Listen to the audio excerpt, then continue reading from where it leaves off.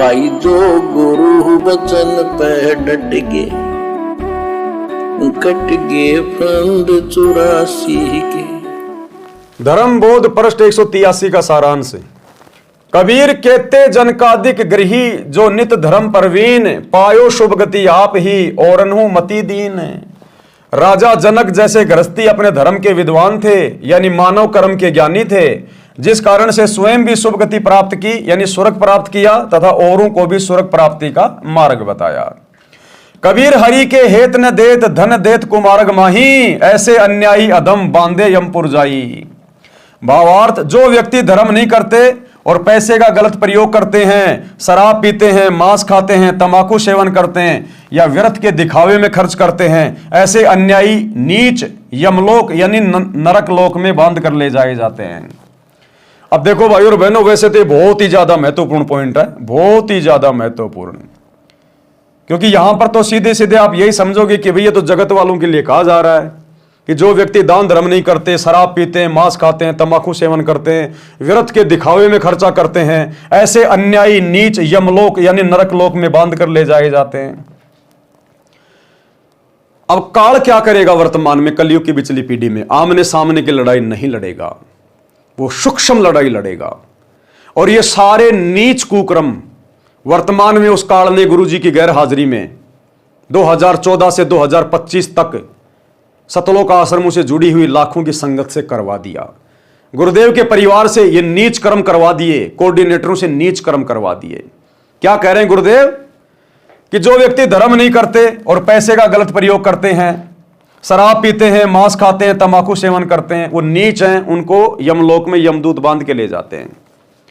अब काल को पता है कि भैया इस संत का ये ज्ञान लेने के बाद, ये तत्व ज्ञान लेने के बाद, ये भगत सीधे सीधे तंबाकू नहीं खाएंगे, मांस नहीं खाएंगे, शराब नहीं पिएंगे, नीच कर्म नहीं करेंगे, दिखावे के काम नहीं करेंगे।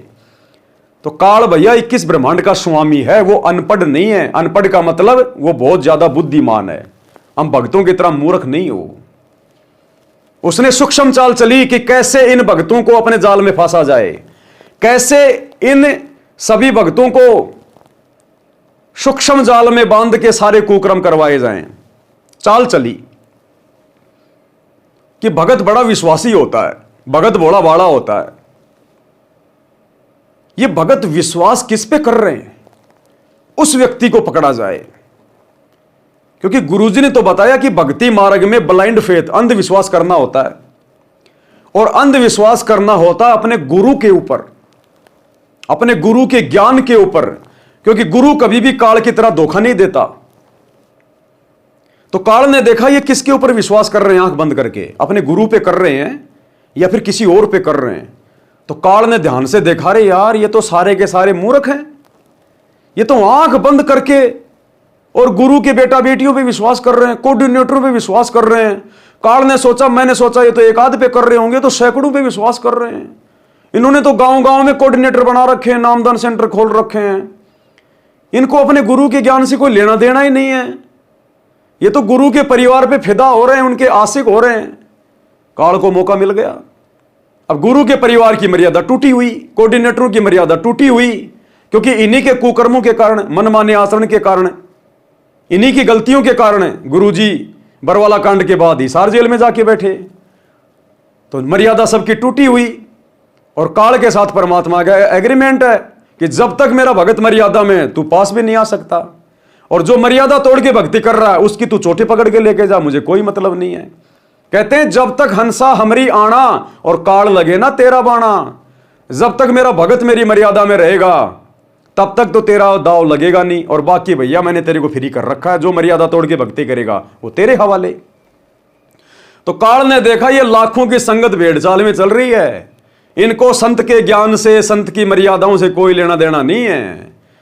ये तो संत के परिवार के पीछे, उनके भाई के पीछे, उनके बेटा बेटी के पीछे, अपने कोऑर्डिनेटरों के पीछे तो ब्लाइंड फेथ कर रहे हैं, अंधे होके चल रहे हैं। गुरु ज्ञान क्या कह रहा है, गुरु मर्यादा क्या कह रही है, गुरु का परिवार क्या कह रहा है, इनको लेना देना ही नहीं, कोई सोच विचार ही नहीं कर रहा, कोई चिंतन मनन ही नहीं है। तो काल ने चोटी पकड़ ली गुरु जी के परिवार की और कोऑर्डिनेटरों की, और बैठ गया सिर पे, जैसे राजा परीक्षित के सिर पे उसके मुकुट में बैठ गया। और सारे कुकर्म करवा दिए, नीच कर्म करवा दिए कि ये भगत वैसे शराब नहीं पिएंगे, वैसे नशा नहीं करेंगे, बोतल लेके जाऊंगा, दारू नहीं पिएंगे, इनके सामने मुर्गा काटूंगा, बकरा काटूंगा, ये मांस नहीं खाएंगे, अब मैं खिलाऊंगा इनको। सूक्ष्म चाल चली। आया हरियाणा का जाट आरक्षण। काल को पता था ये तो गुरु के परिवार पे विश्वास करते हैं आंख बंद करके, ये तो मूर्ख हैं। गुरु के परिवार के माध्यम से कहलवा दिया, पीला पर्चा निकलवा दिया कि गुरु जी का आदेश है, जबकि गुरु जी का कोई आदेश नहीं जाट आरक्षण में जाने का, ना कोई ऑडियो, ना कोई वीडियो, ना कोई ज्ञान में कोई आदेश कि भाई गुरु जी का आदेश है हरियाणा के जाट आरक्षण में भक्तों ने उनके धरनों पे बैठना है। सब भक्तों को बैठा दिया बसों में भर भर के, और करोड़ों में चंदे के रूप में हरियाणा के जाट आरक्षण में पैसा दे दिया गया, भक्तों के दान का, ज्योति पाठ का। अब वो जाट क्या करेंगे उस पैसे का?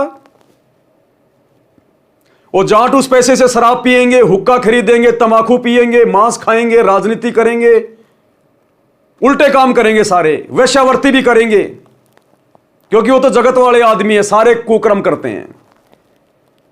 तो भक्तों का पैसा और जाट नशा कर रहे हैं, तंबाकू पी रहे हैं, तो किसका सहयोग हो गया? भक्तों का। तो चाहे भगत ने नशा कर लिया, तंबाकू पी ली, चाहे उन जाटों ने पी ली, चाहे भगत शराब पी रहे हैं, चाहे वो जाट शराब पी रहे हैं, बराबर बात है, क्योंकि जाट उन्हीं पैसों से शराब पिएगा जो चंदे के रूप में दिए गए हैं। भक्तों का पैसा तो जाट शराब पियो, बियर पियो, दोष बराबर का उन भक्तों को भी लगेगा। जाट मांस खाएंगे, राजनीति करेंगे, उल्टे काम करेंगे, उस पैसे से बराबर के दोषी भगत भी बन रहे हैं, क्योंकि भक्तों के सहयोग से सारा काम हो रहा है। क्योंकि गुरु ने तो कहा था कि पात्र को पात्र पहचान के ताही दीजिए दान, कि सुपात्र को दान देना चाहिए। भक्तों ने दे दिया कुपात्रों को, गुरु के परिवार को। गुरु के परिवार ने वो पैसा आगे अपने भाईचारे में लुटा दिया। अब भाईचारा शराब पी रहा है, तंबाकू पी रहा है, मांस खा रहा है, राजनीति कर रहा है, उल्टे काम कर रहा है। सहयोग किसका? संगत का। तो काल ने सबको शराब पिला दी, सबको मांस खिला दिया, सबको तंबाकू पिला दी। और दिखावा क्या लिख रहे हैं गुरुदेव?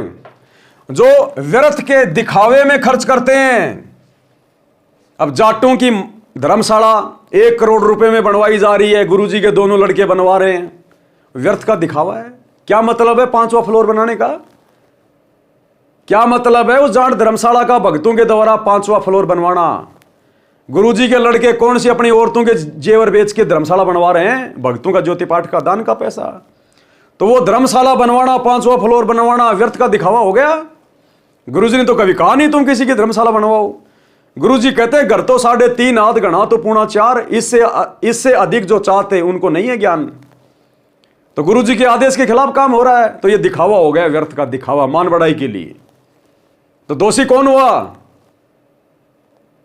जो पैसा देके सहयोग कर रहे हैं, संगत बराबर की दोषी। तो ये सारे पॉइंट वर्तमान में सतगुरु की संगत के ऊपर लागू हैं, और अंत में इस संगत को यम के दूत गर्दन पकड़ के इन नीच कर्मों के कारण यमलोक में लेके जाएंगे। ये सतगुरु है, कोई ऐरा गहरा संत नहीं है। 30 साल से परमार्थ के लिए इतना संघर्ष कर रहा है। इस दिन के लिए कर रहा था क्या कि 30 साल तक ज्ञान देने के बाद भी मेरे भगत यही नीच कर्म करें, ऐसे ही अपनी मर्यादा तोड़ें, ऐसे ही अपने गुरु जी को काल के सामने लज्जित करें? क्या इसलिए गुरु ने ज्ञान दिया? क्या इसलिए गुरु संघर्ष कर रहा है? क्या इसलिए गुरु ने पुस्तकें लिखी अपना अनमोल समय निकाल के? तो ये संगत सारे कुकर्म कर रही है, सारे कुकर्म परिणाम भोगने पड़ेंगे। क्या कह रहे हैं गुरुदेव? जो व्यक्ति धर्म नहीं करते और पैसे का गलत प्रयोग करते हैं, यहां तो धर्म के नाम पे पैसा लिया जा रहा है गुरुजी के परिवार के द्वारा, और उस पैसे का फिर गलत प्रयोग किया जा रहा है। शराब पीते हैं, मांस खाते हैं, तंबाकू सेवन करते हैं, या व्यर्थ के दिखावे में खर्च करते हैं। ऐसे अन्यायी नीच यमलोक यानी नरक लोक में बांध कर ले जाए जाते हैं। भाई जो गुरु वचन पे डट गए, कट गए फंद 84 के, कट गए फंद 84 के, कट गए फंद 84 के।